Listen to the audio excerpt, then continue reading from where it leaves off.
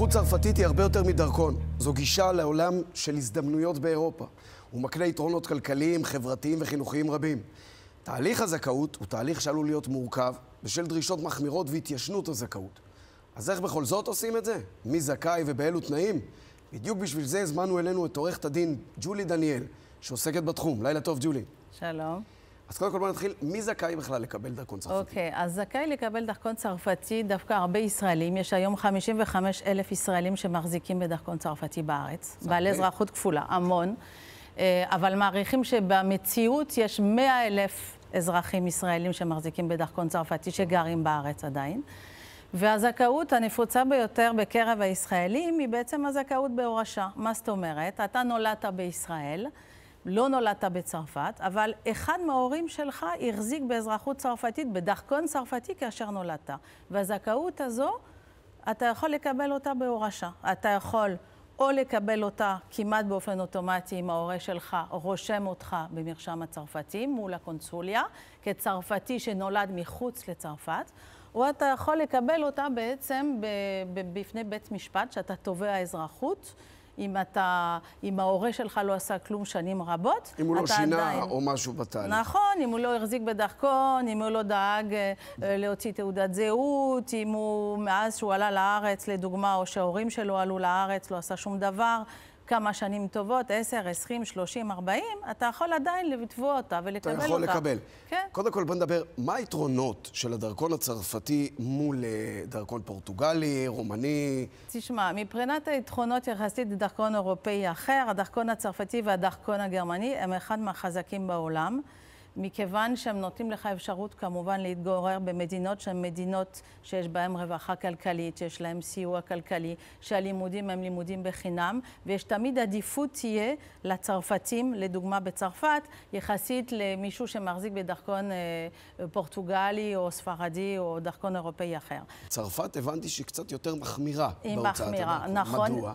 מדוע? מכיוון ספציפית לישראלים? אני לא בטוחה שצרפת רוצה כל כך, שיהיו כל כך הרבה ישראלים שיחזיקו באזרחות צרפתית ושימשיכו להעביר אותה. הרבה צרפתים בארץ, ישראלים בעלי אזרחות צרפתית, שלא מדברים את השפה, משתמשים בדרכון הזה רק כדי לנצל את הזכאות כמובן. אז זו בעצם הבעיה במדינות אירופה, וצרפת מאוד מקשה לאחרונה, בעיקר לילדים שההורים שלהם לא עשו שום דבר כמה שנים טובות. זאת אומרת, אם סבתא רבא שלי או סבתא שלי לא הוציאה את הדרכון ואני עכשיו רוצה את זה, יהיה לי קשה מאוד. אז אם סבתא שלך לא הוציאה דרכון או לא רשמה את הילדים שלה בקונסוליה או כצרפתים שנולדו בישראל, אתה תצטרך לתבוע את האזרחות בפני בית משפט, וההליך הוא מאוד קשה. אבל עדיין, אם יש לך חזקת אזרחות של הסבתא ב50 שנה האחרונות, אם יש לך איזה דרכון שלה, לדוגמה, שפג התוקף שלו פחות מ50 שנה, אתה יכול עדיין, הילדים שלה או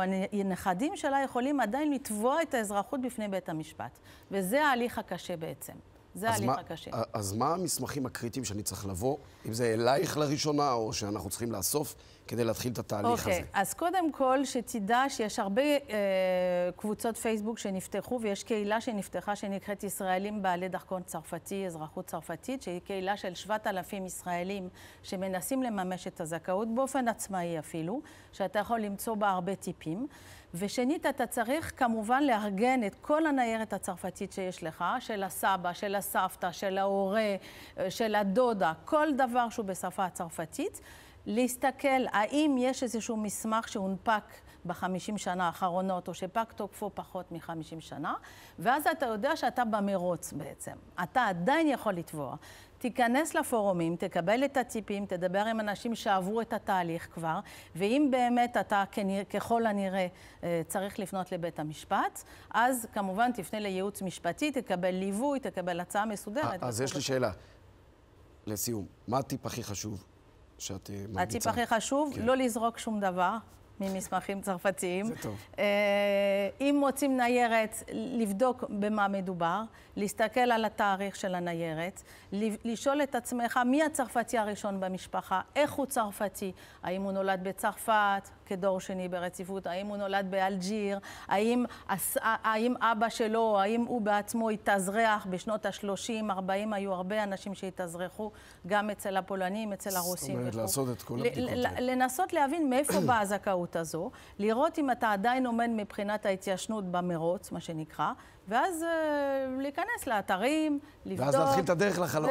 כן, בדיוק, ולנסות לנצל את זה כמובן. ג'ולי דניאל, היה מאוד מאוד מעניין. תודה רבה לך. תודה לך.